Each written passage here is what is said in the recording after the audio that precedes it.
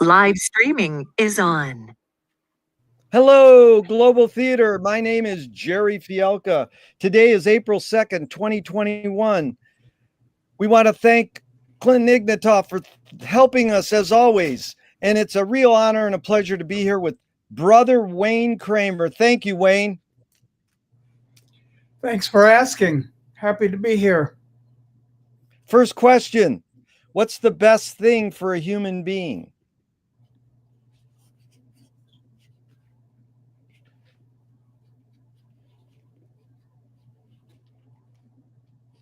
Rest.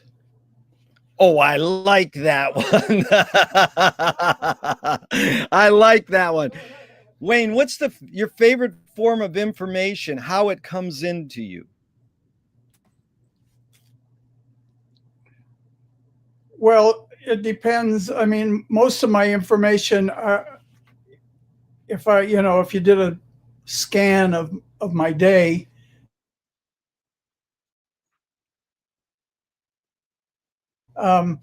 nose, taste is the way the information comes in. Certainly not to understate the obvious importance of the internet, and that a lot of information comes from the screen of my laptop. Right. Yeah, but I like that you entailed the senses, because we probe that a lot, how the five senses, it's called sense ratio shifting. So when you're listening to music, it's usually an ear-oriented activity. But, with the MC5, there was a lot of visual happening there. I have to tell you, because I hate to overpraise my guests, but, you're a special case, because I showed the Tartar Field Rambling Rose video at Sponto Gallery in Venice to all the guys in Canned Heat. We were showing a Canned Heat documentary. And for the pre-show, I'm showing like Lenny Bruce. And then I says, excuse me, before we start the feature, I'm going to have to show you this one track, and I'm going to have to turn it up really loud. So I played Ramblin' Rose from Tartar Field. All their jaws hit the floor. This, how great and important Canned Heat are. And Larry Cohen, Larry Cohen, the bass player, has played with the Monkees, Jerry Lee Lewis, and Tom Waits. And he just goes, where did you get that? It was one of my proudest moments as a film programmer, to blow people out of their seats with one measly rock and roll song in black and white. But it's the visual and the auditory experience, Happy to be of service. You have the James Brown foot moves in the middle of a badass guitar solo. That shit is my lifeblood, brother. I mean, it made me weep. So why do you think humans collect or gather information? I think it's a brain function. I mean, we were hunter-gatherer for a long time. We've only got this stuff in the last portion of a second.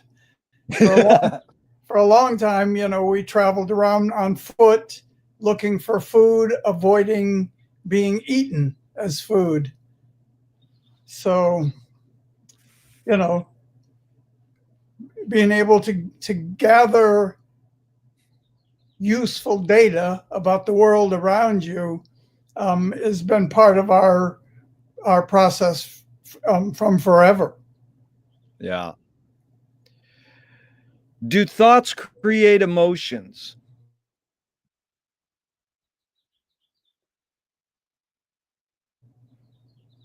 Opposite is true as well. Emotions can create thoughts. But who was it? Olson? He said, feeling precedes intelligence. But I'm not sure. I think it goes both ways. Yeah. You can think yourself into good feeling and you can feel yourself into good thinking. Yeah, and Captain Beefheart said I had too much to think. Then there's that, yes. Yeah, but I mean, Wayne, in general, it's both, and it depends. But your observations of humans, do you think they're more feeling beings or more thinking beings in general? Well, I'd have no way of, of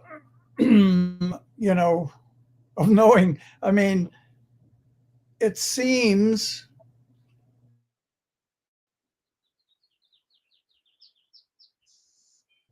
that most people intuition driven. They have a feeling about something and that's why they do it. But not everybody. I mean, some people actually, have the Socratic method of, listening and asking the right questions. So I don't know that we could draw a conclusion on which dominates. I mean, do you have anything on that? Oh, that's great. No, I think it's a funny question because generally 80% of people say we're more feeling beings. Mm-hmm. And I think it's you can't separate it, but we did because we invented the words. But in essence, feeling and thinking are, well, I'll again bring up a cute old quote. Bridget Bardot says, "When I make love, I don't think." And I'm like, good luck. Like, can you totally surrender to feeling when you're making love and not let your brain do any thinking? I mean, that should be what we do. But for some reason, our brains, or my brain, wants to think too a little, but I want to surrender to the feelings. So yeah, but we invented the words so that if we never had the words, we wouldn't have to separate feeling and thinking. Yeah, I mean, thinking can be, I think we could loosely define it as the conscious process of putting ideas together and drawing conclusions or observing certainly subjective reality and drawing conclusions, where feeling exists below the level of conscious thinking. It's down here. Thinking's up here, feeling is down here. And I think, a lot of us never much consider up here. Real well put. Does the brain more detect consciousness or create consciousness? I know That's it's both. Yeah, it's a good question, and you must know about the work of Sam Harris. A little, but go ahead. Well, I've just been listening to his podcast, and he's really, trying to understand the questions of consciousness and free will, and like if you're trying to meditate, can you find the meditator that's doing the meditating? If I look at and see something,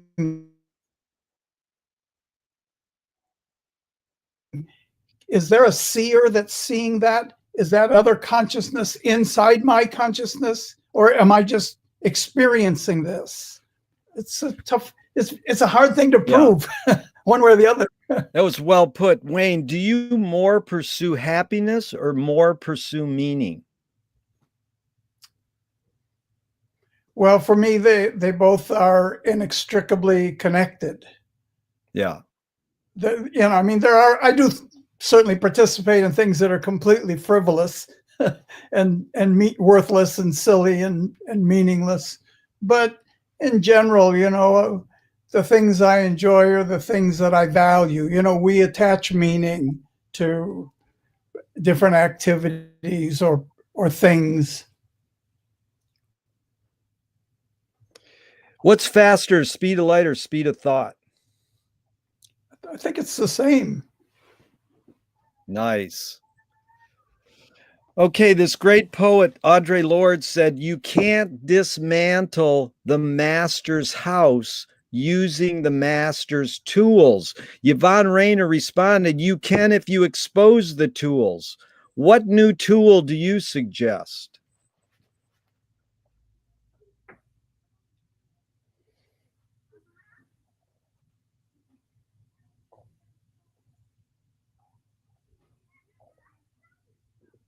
I'm genuinely stumped there. I can't, because all the tools that come to mind, have existed forever. I mean, psychic tools, psychological tools, empathy, inquiry, curiosity, skepticism. I view those things as tools. Well, those are all important tools. I just settle on that for the answer. Empathy and inquiry are amazing tools that we should be employing now. It's like we can give them new breath, you know.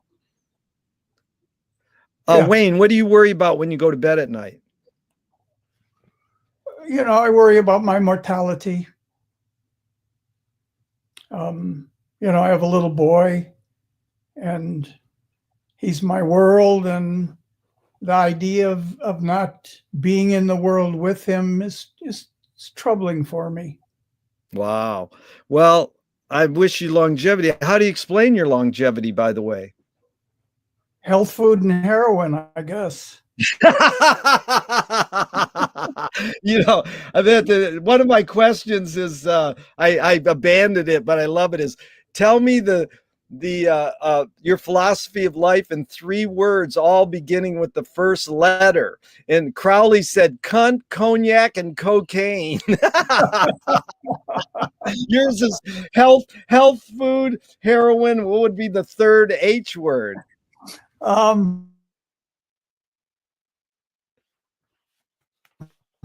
Never that much into health food.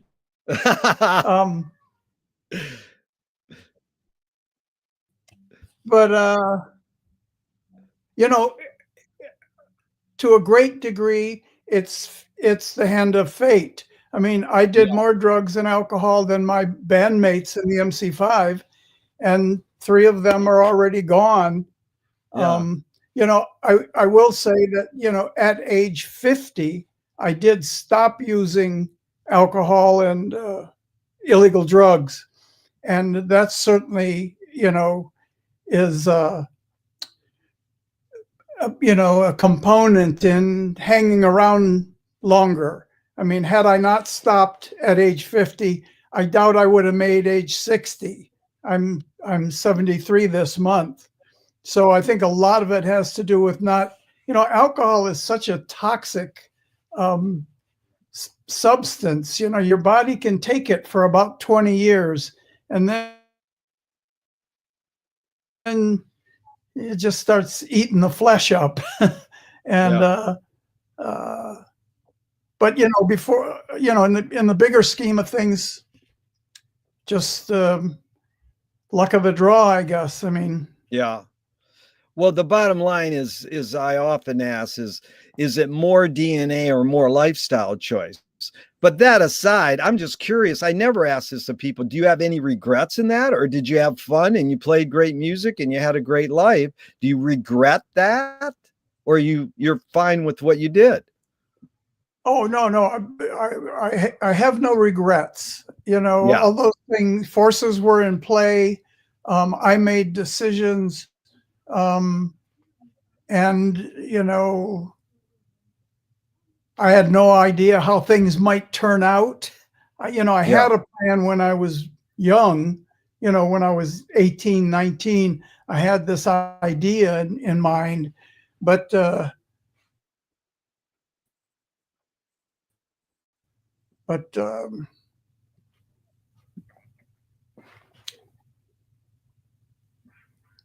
mean, you're asking nature or nurture, right?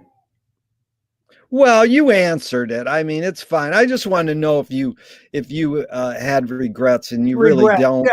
Yeah. Yeah. So the thing with regrets, the things that I thought were my worst excesses, my most abusive decisions and actions, the things that I was ashamed of that I had done in over the years. And there was a lot of that. I've been hurt. I've hurt people, and all that whole sphere of bad behavior. Turns out it's my greatest gift.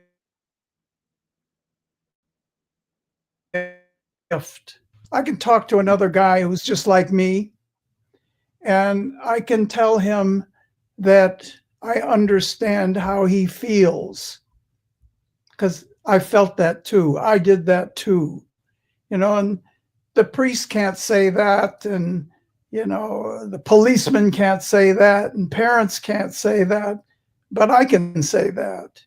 If I'm looking at another guy who's in prison, on his way to prison, out of prison, dealing with addiction, dealing with sobriety, I can talk about those things with them. I know a little bit about them. Yeah. And are you more afraid of old ideas or more afraid of new ideas? Well, if the old ideas are good, I'm not afraid of them. And if the new ideas are good, I say bring them on. But yeah, I mean, I do suffer from a degree of retro. Yeah. Can you conjure your earliest memory up, or one of them? I have, yeah, I have two of them that I think I accessed them on LSD. And one was laying in my mother's bed with her arm out and my head on her arm, and the soft lamp on the bedside table, and feeling total love, total safety, total fulfillment. Just, that moment was a perfect moment. And I had another one where I was in my crib, and it had a lot of windows around it. And I remember the day and the night going by, and the crib had asked my mother once, did I have a crib with baby chicks on? And she said, oh yeah, that's the crib that we brought you home from the hospital, and that's where you slept. So beautiful. Wayne, I know the interview's going good when either the person I'm interviewing or me tear up, and that first mom recollection really made me tear up. I think it's so important for us to embrace the love of our mothers and what they did for us and our whole family. So do you think memory is more a curse or more a blessing?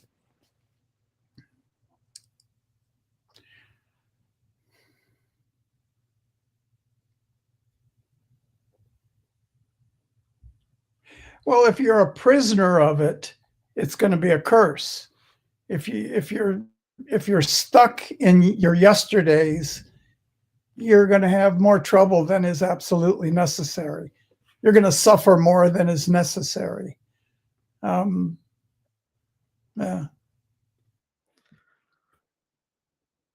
That's good. So can you tell me an early role model or someone who had an impact on you? It's two-part, within your immediate family and outside your immediate family.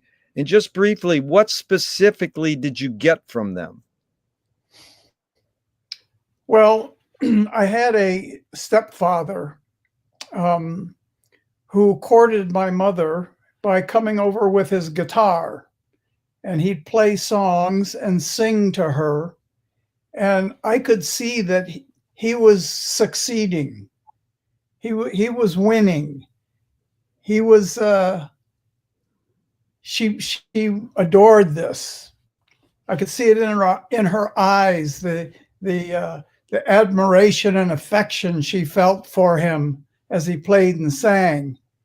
And I remember thinking clearly to myself, I need some of that.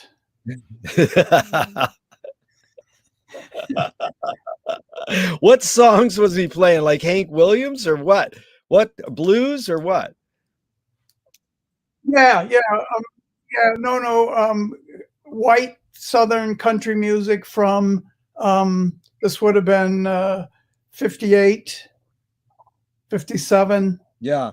So yeah, Ernest Tubb, Hank Snow, that generation of country artists. Yeah. Beautiful. Now, and the other mentor outside the family was, in fact, a professional musician who was friends of the family. His name was Don Chesser, and he was a lead guitarist.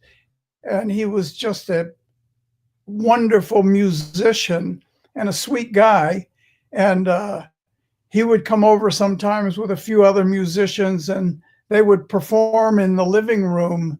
And my stepfather would sing, and they would accompany him. And I just thought it was the most fantastic sound I ever heard of real musicians playing in the living room. And so I pursued Don. I wanted to be like him. I volunteered to do yard work at his house, and we had a great mentor-mentee relationship.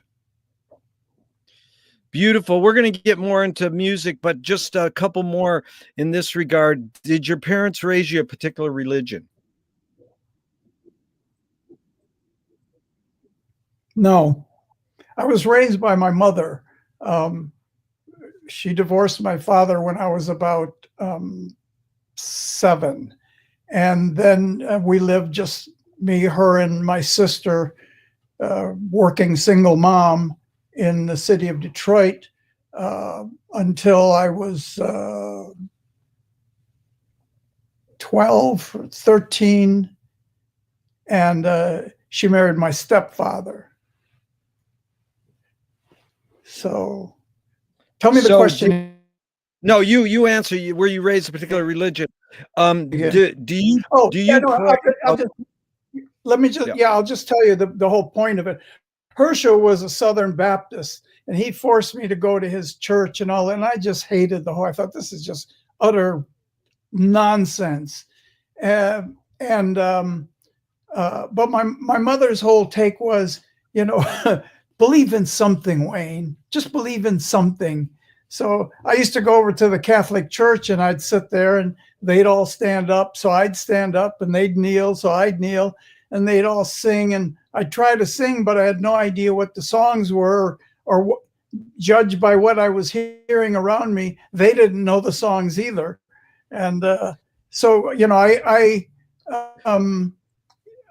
really got next to nothing out of the limited education I got in the Christian faith.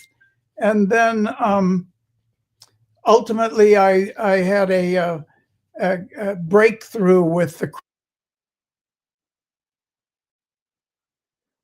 Christians, because me to come to his church with him.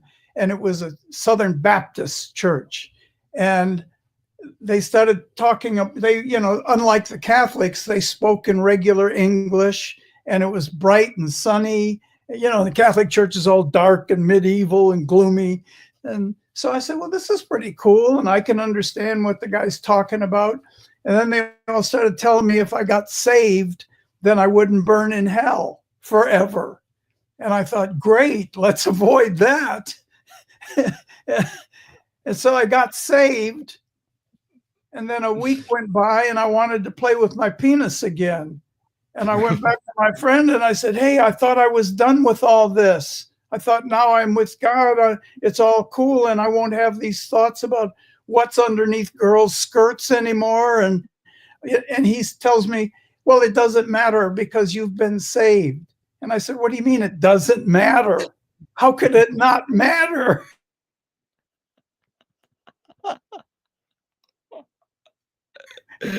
This is the whole ball game. Angry with him, and I developed a huge resentment towards the Baptists and organized religion in general. You know, I said, if this doesn't matter, then none of this matters.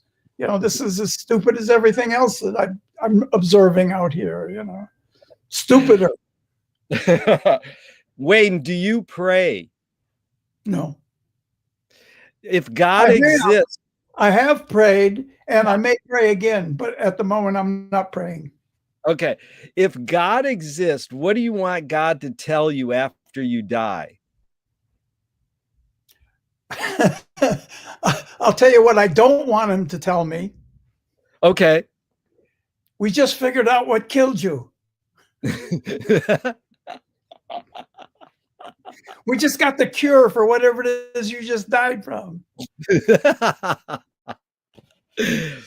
Okay, Wayne, do you think evil people exist, or does evil use people as a vehicle?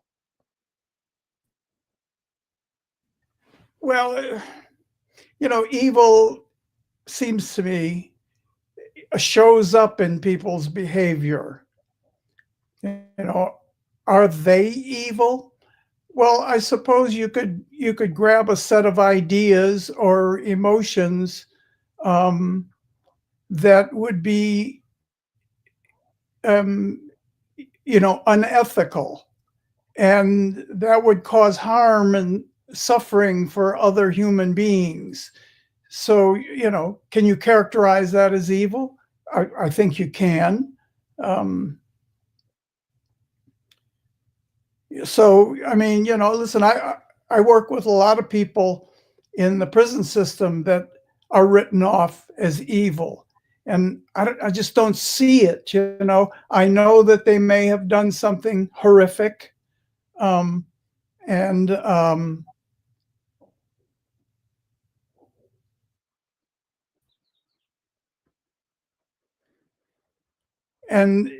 I'm not there. I don't know. I can't say, you know, how a regular kind of guy one day decides, or maybe it's decided for him that he's going to shoot someone.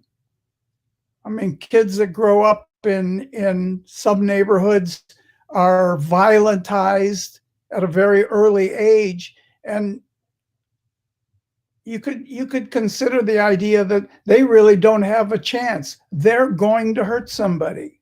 They're being trained in hurting people. They're being coached. They're being violently coached by other people in the neighborhood, by family members. And so it's kind of inevitable. So, you know, were they evil to begin with? I'm not so sure. I mean, we work with young people in Los Angeles, you know, and I mean, the kids I've already got 2 strikes. I'm 17 years old. I got 2 strikes.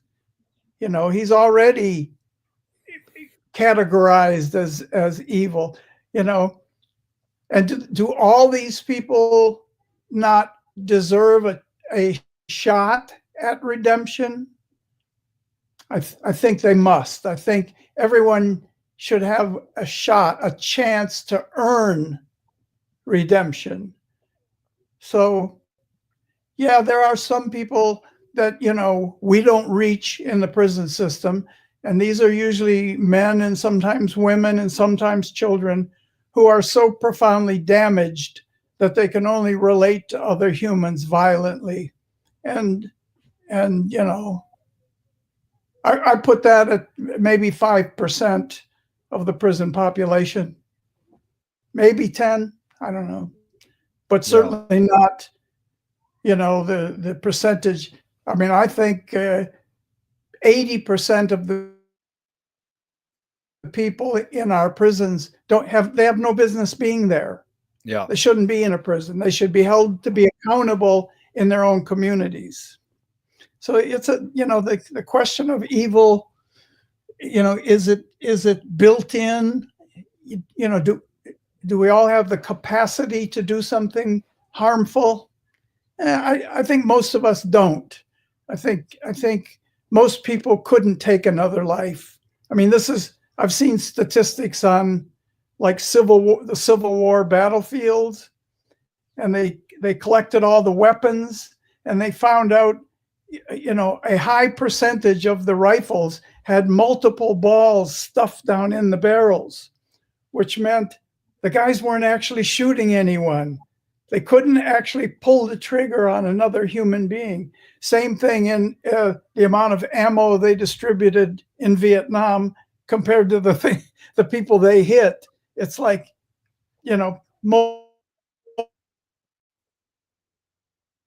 most people have been pushed beyond a line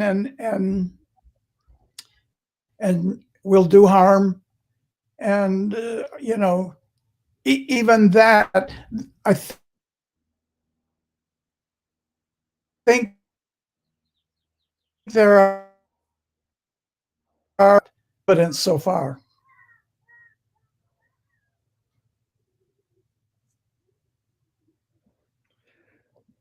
That was well put. Thank you. And Wayne, how do you advise someone to deal with an enemy? Alan Watts says, if you acknowledge your enemy, you empower them. How do you process that quote, and how do you advise someone to deal with an enemy? I have had enemies. I may still have enemies. And my sense of the wisest path is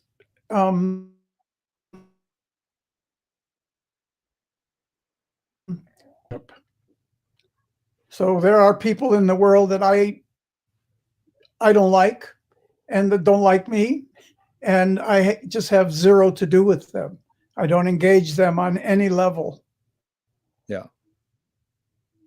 It's a dangerous path to go down. Yeah. James Joyce was the first projectionist in Dublin over 100 years ago. He basically checked out. He said, this is stupid. Why should I go inside a building and see a movie of a tree when I can go outside and see a real tree? Years later, Faulkner said the best fiction can be more true than journalism. Why do we have to recreate things in order to get them? Why do we have to go to a theatrical play of people acting out life? Why don't we just live life? Well, because we like it. We enjoy it. It's fun to go. It can be fun. It can also be and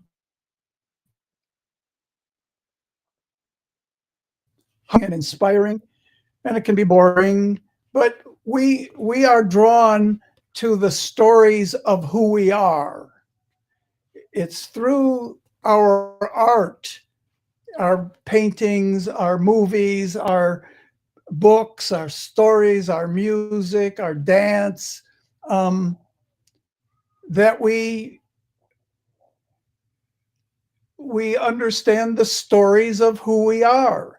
In an articulation of a human event, we get to see more about ourselves. And I think the core of the attraction is that it reminds us we're not alone. That there are other wackos out there that like the same things I like. Yeah.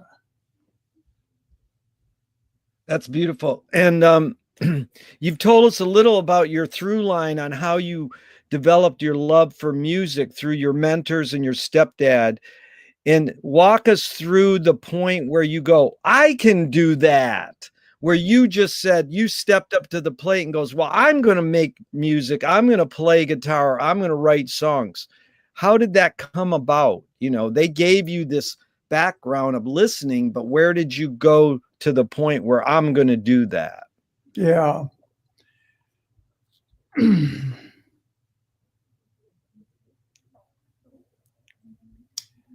Well, the Boys Club of Detroit ran a summer camp for city kids.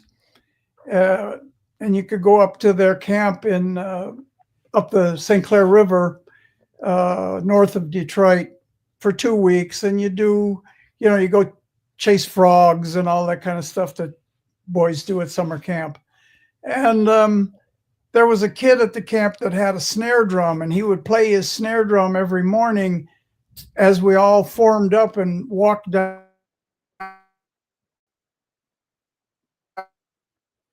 to the chow. And the sound of the snare drum and the fact that it got all us boys who were like, you know, uncontrollable at any other time of the day. I mean, you can imagine a couple hundred 8-year-old boys. But we would march together down to the chow hall. I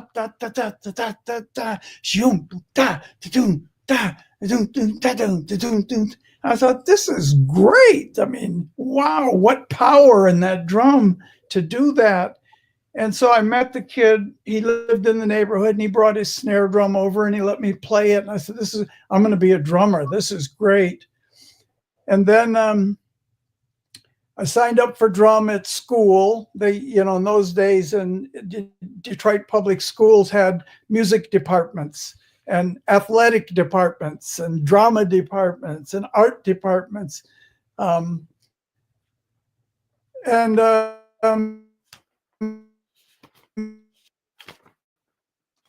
got them, but then, you know, Elvis was hitting at the same time, and it just looked like, you know, him being a guitar player. He met more girls. I was going to bet that my odds would be better up front in the band with the guitar than in the back on the drums. So I switched over to guitar. I never had any doubt that I couldn't do it. You know, it was just like, that's what I want to do. And then that's what I did. Right.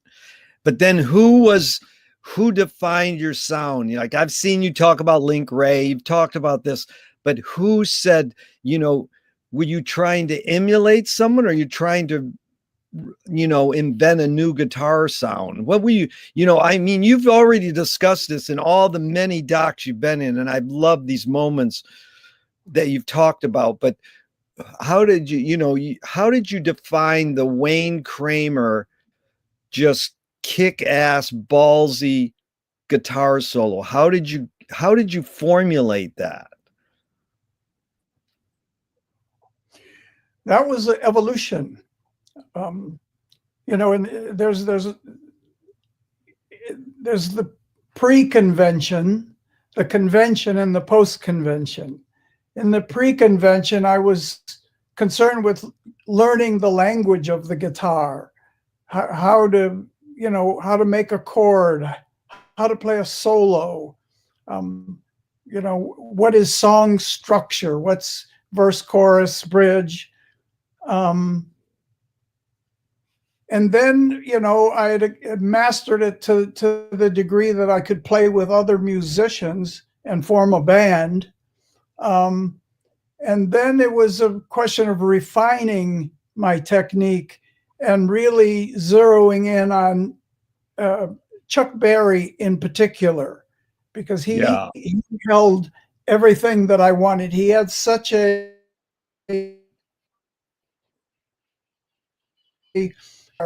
that just drove the music forward, and it created great energy and excitement, and that's what I wanted to be able to do on the guitar. And then at a point, I knew most of Chuck Berry's solos note for note, and I had mastered the difficult and demanding art of Chuck Berry rhythm guitar playing, where you're playing do do do do do do do do do do do for 8 or 10 minutes, and see how your hands cramp up. Me and Fred Smith prided ourselves in our Chuck Berry rhythm playing. And then it became a question of, where do I go from here? And other guitarists were starting to break through with some new ideas. Jeff Beck in particular,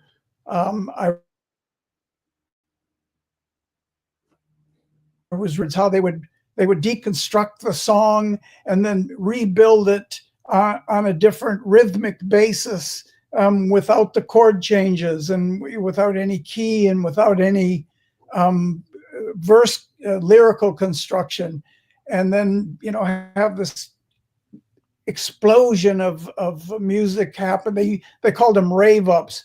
I was really intrigued with this, and then ultimately John Sinclair turned me on to the free jazz movement of the 60s. And for me, it was all over. I said, this is where I want to go. This is who I want to be. This is the way I want to play my instrument. I want to find out what these guys are looking for out there. And I have, and I'm still looking. You're great, Wayne. You don't know how much you've touched me so deeply. And it's like you have that attitude like Sonny Rollins. He played all night, then he'd go back in the dressing room and keep playing. And then his band members would go, dude, it's over with. He goes, I'm still trying to find it. I love that. I love that attitude. I'm still searching here. Come on. So what's a minute. I'll get it. I just about got it. Hold on. Right. And I mean, I put you up there as a master, as great as Sonny Rollins too. So what's the function of music?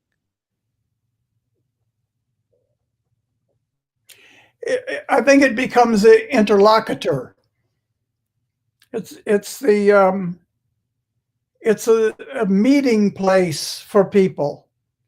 If you and I both like a particular song, then we meet in that song, and it creates community. And I think, like all good art, it can inspire and that maybe you weren't ready to feel at that particular moment, but maybe it was something you needed to feel. So yeah, I think of music as being the connective tissue. Yeah. Really good. So you brought up technique, and my friend says there's 3 tenets to music: taste, technique, and theory. You can learn the techniques, memorize all the Chuck Berry licks. You can learn the theory like you did with Red Rodney. He started telling you how to read music. So you got the technique, you got the theory. How do you get taste? That's his 3rd T in the tenets of music. How does one acquire taste? I think you have to play what you're feeling. Play it how you feel it in that moment. If you can kind of get out of your own way and just let the music come through you, as long as you're trying to duplicate what someone else already played, you're not gonna find your own voice. You kind of got to step off the cliff without a net and see what happens. And fall and blow it and get it wrong and play the wrong thing and play the wrong notes and go through all that. So Wayne, how'd you develop your love of lyrics? Because I mean, I go back to Chuck Berry. Who could write a word like motivating? What a word. I mean, I studied Finnegan's Wake by James Joyce. I go, that's Finnegan's Wake, motivating. He is an amazing lyricist, and we know it. We've studied Chuck Berry. But somewhere along the line, who's inspiring you? Like, what's the function of poetry? Who's inspiring you to write lyrics, especially not just to get laid, but to fucking cause a revolution and get people to think?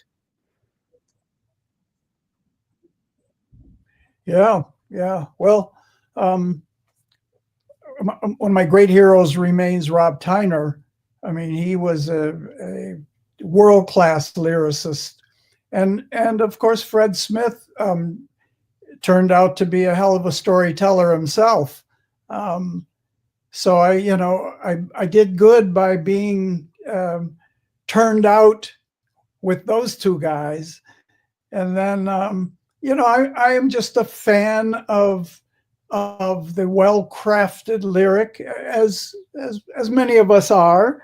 not everybody, but some of us are into it. And to see, someone come up with that pithy little chorus that, hickory dickory dock, the mouse ran up the clock. The wife came home and hickory dickory. That's what I want to write. I want to write that.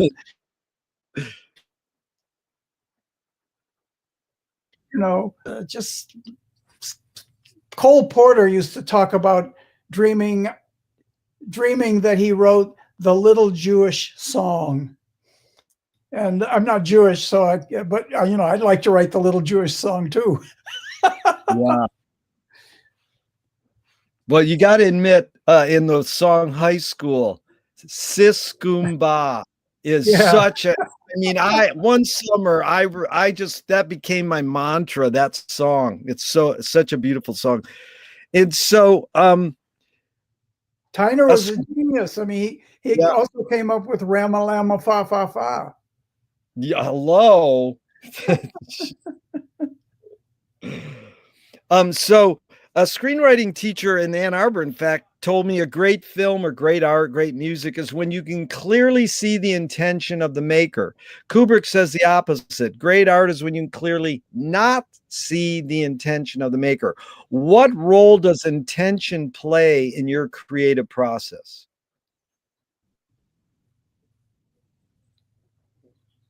Well, it plays a role. But without getting into the specifics of each song and the storyline in each song, the intention is just always is excellence. The intention is to try to write something that's compelling, something that sounds good. And if you examine it, there's more than meets the eye.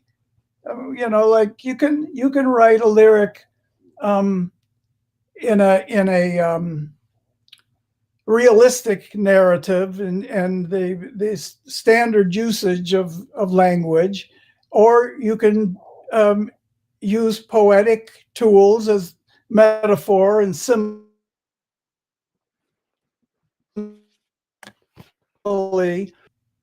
Some middle ground in there where, like, one time I was over at Epitaph when I recorded with Epitaph Records, and one of the guys from one of the other bands came in with the demo for their new record, and he put it on and we're all sitting around listening to it. And it was, it's punk rock and it's real fast and real loud.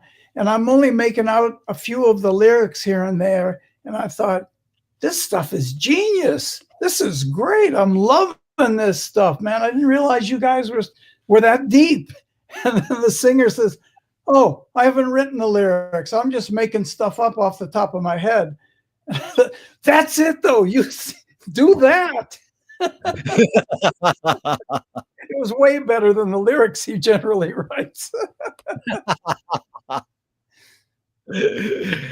That's like, I'm trying to get more control over my spontaneity. But you must have ESP, Wayne, because I was going to ask you, what's more fundamental, language or music?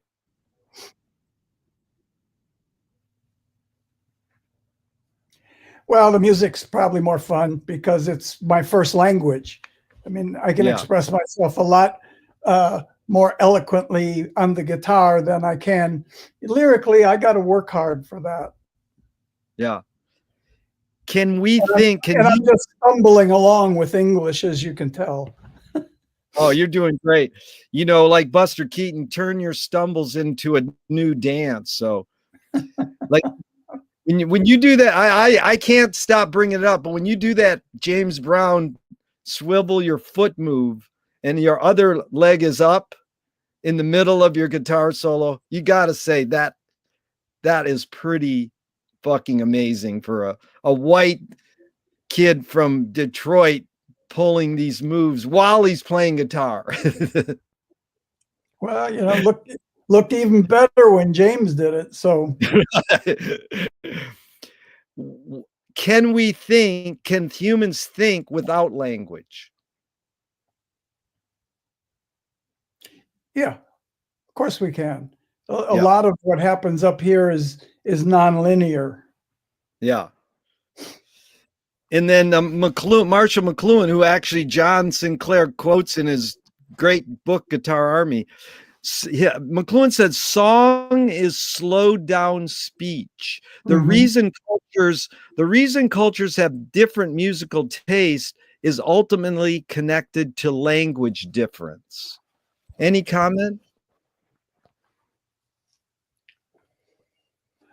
Well, I mean, it could be. I've also heard people describe song or singing as overwrought speech. Um,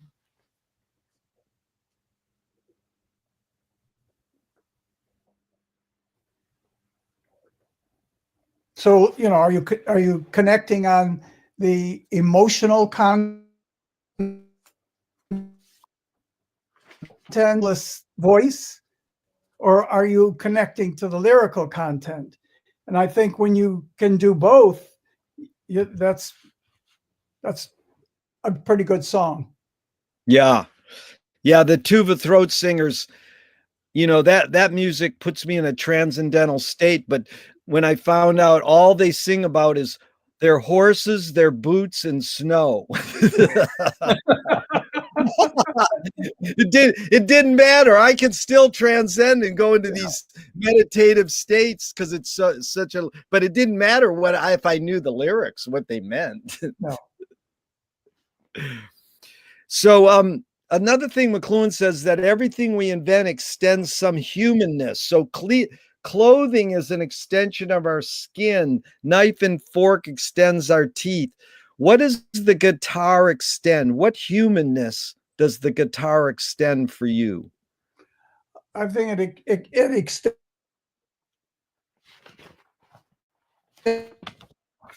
the heart to win the medium of emotion.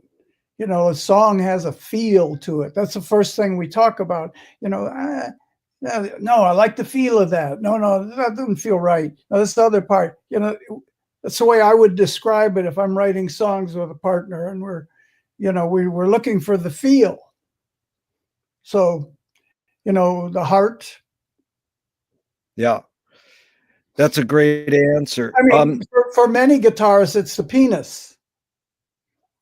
I've heard that answer. For me, for a long time, it was really the symbol of my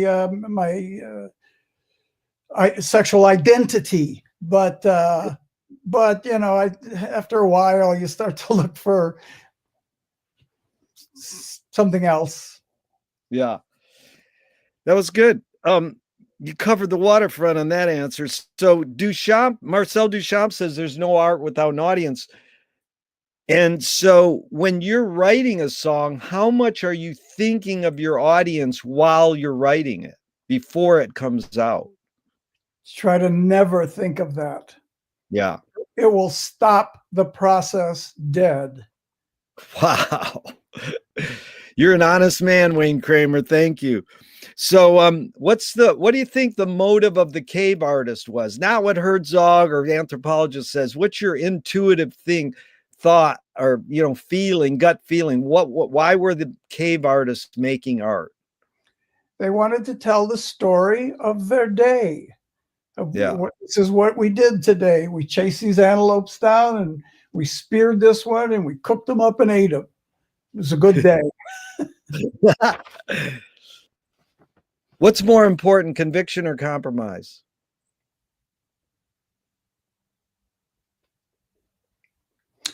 I'd have to think convinced, but you won't compromise. That's not going to get you anywhere. And if you compromise and you're not convinced, that's not going to work either. So, as usual, I'm looking for the third stream in this. You're convinced and you compromise. That's good. It took I've been asked that question for 30 years, and it took 25 years before someone said, "What's more important, conviction or compromise?" The guy goes, "Depends on what you mean by important." You know, you're talking about the third stream. That was amazing because most people accentuate the last two parts of the question. But, Mhm. you know, it depends on what you mean by important. So, Wayne, you've accomplished a lot in your life. How do you rate these elements? Luck, skill, and ambition. What played the most important role, second and third?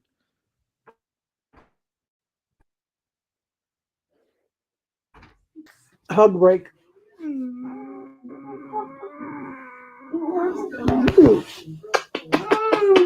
Okay, I have to go back to work now. Okay. Thank you. I need a quick hug. I appreciate that. Thank you.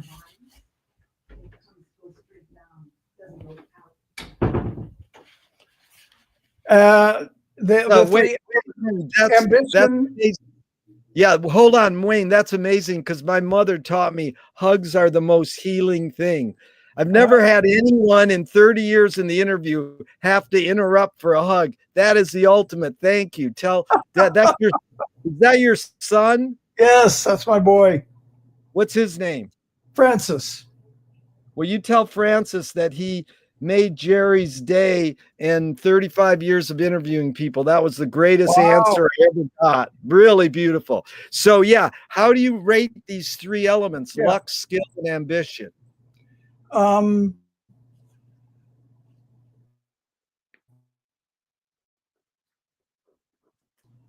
Is the primary force, and with ambition you acquire skill.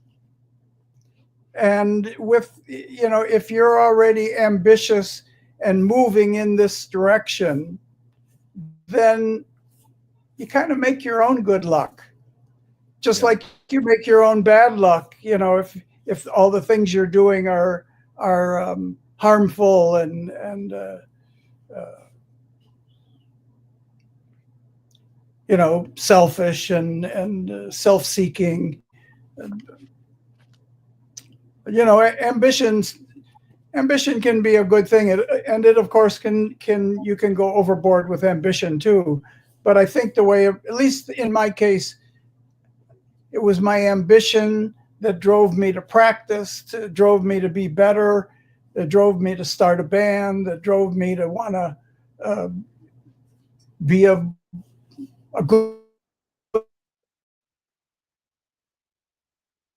band. And you know, I had some good luck, and then I also had a lot of bad luck too.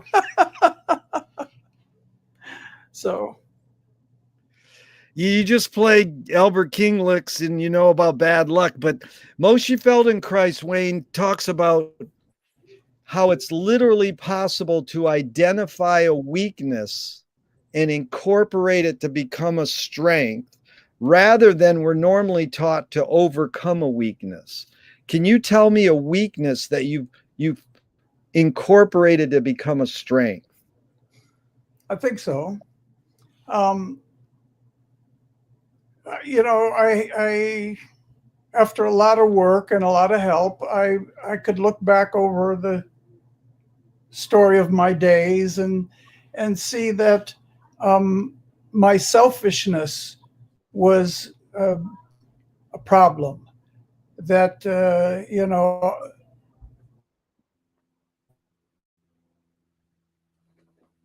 I talked a good game, but really, you know, we're as soon as you're right after me, you know, um, and I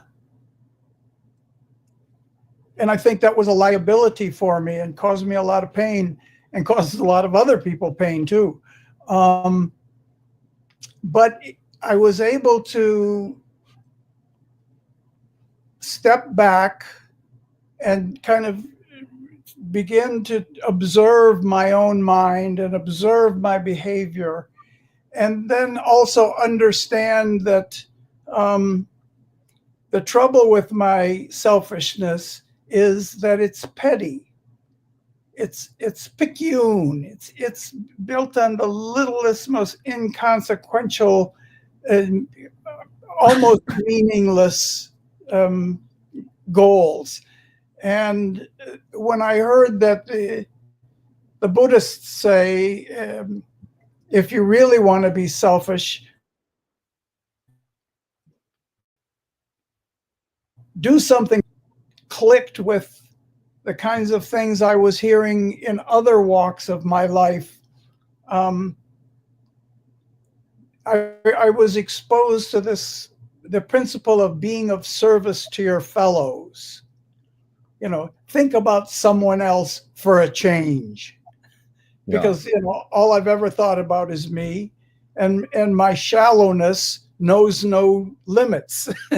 You know, so do something for somebody else. Think about somebody else for a change, and that I could take that natural instinct for selfishness and escalate it up to include others. You know, that I wanted something good for other people, and I might be able to even help make that happen. And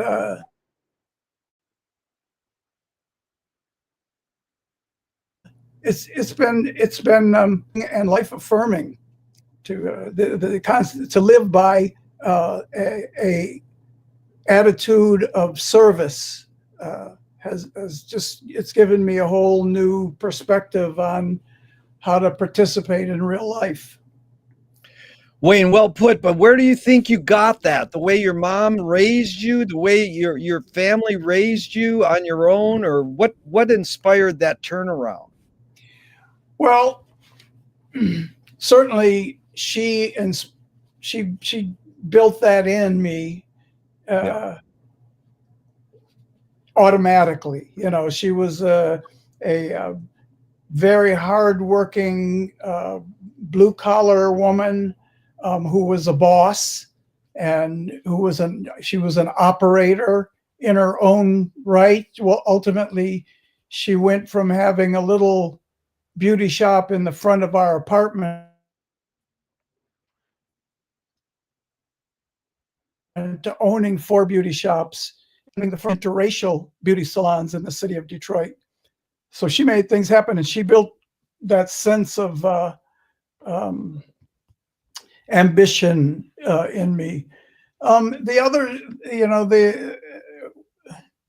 I think that, you know, I'm also, I learned a lot of this in my efforts to quit drinking and taking illegal drugs. Some of this thinking is born out of the principles in the 12 steps. So I learned some of it there. And then, you know, I took college classes in prison, and I still take classes when I can, but I'm largely self-educated. And, you know, it was through my own research and my own interest in how the mind works, and how do we make the decisions we make, and why do we do these things, you know, how all these human behavior, and my behavior in particular. So you know, some of these answers that I found come from, you know, a little bit of each of the 3 influences, I'd say. Very good. Go ahead. I was just going to say, you know, I learned all this from other people. Yeah. Yeah. If you were walking down the street today and you met yourself as a 12-year-old, what would you say to your 12-year-old self? Oh, I just see how you're doing, and, you know, are you okay? You know, everything cool at school? Everything good in the neighborhood? You know, everything good with the family? You all right? You good? Beautiful. How do you find peace of mind?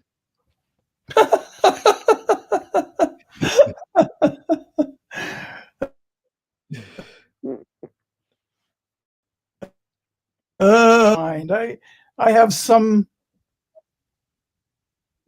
resilience that holds me on the sunny side of the street most of the time, but the truth is, I struggle with uh, uh, anxiety and depression.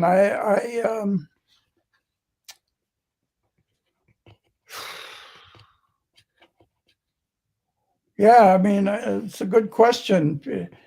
Uh, I have some moments of clear thought and appreciation. I have a wonderful life. I have a great family. I love my work. I have great partners around the world that I work with, and but I can go dark real easy.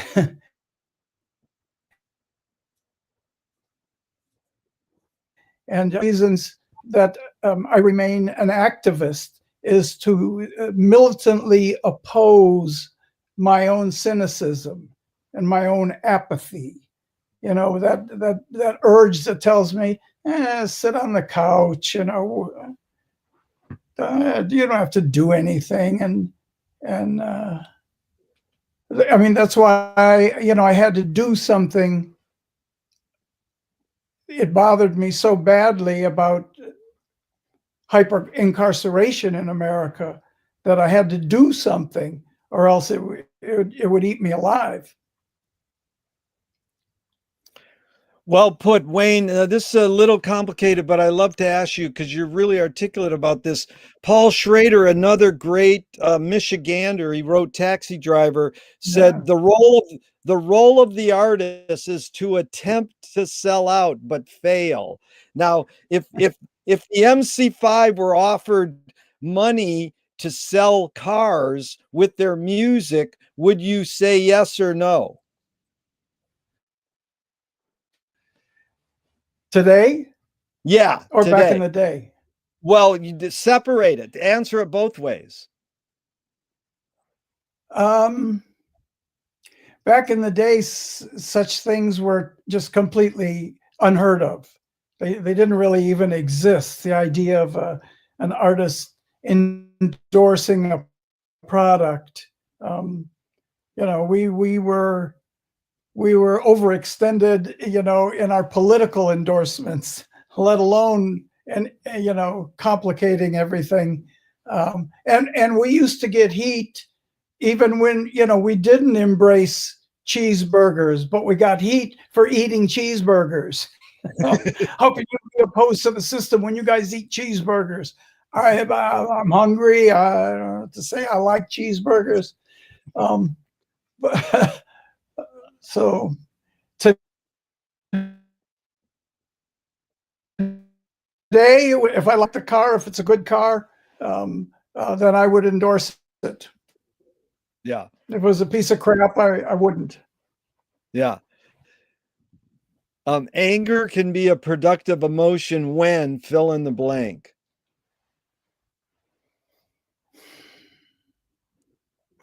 Well, the trick with anger is expressing it,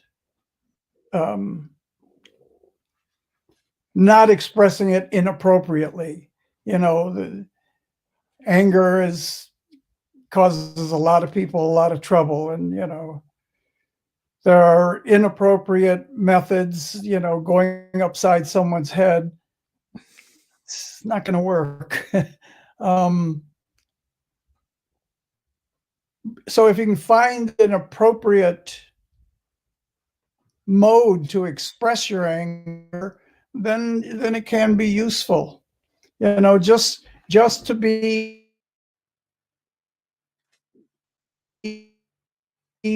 that I'm angry. Time to go. Okay, I'll be right there. To be. I mean, me and my son discussed this. He has trouble with boys at the park. So I said, son, no, you can't hit them with a stick. You can tell them that you're furious with them, that they made you very angry, that you will not play with them if that's how they're going to act. Those are good ways to express your anger. Kicking them in the balls is not. So, I mean, I think It's what we, what's our level of maturity in expressing our emotions. Do we express them in an appropriate social venue, or are we inappropriate? And anger is a tricky one because a lot of people are doing a lot of time because they did something in the anger of the moment and they can't undo it. Yeah. So Wayne, it sounds like you got to go. You got another 5 minutes, or you just want to wrap it up now?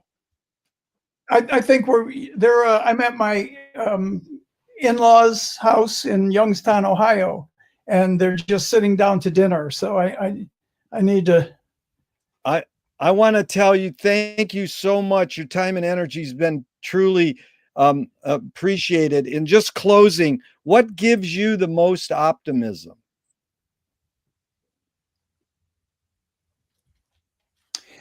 I am eternally, certainly my son raises my spirits and my wife raises my spirits. But my optimism is the eternal optimism of humans striving to live a good life, to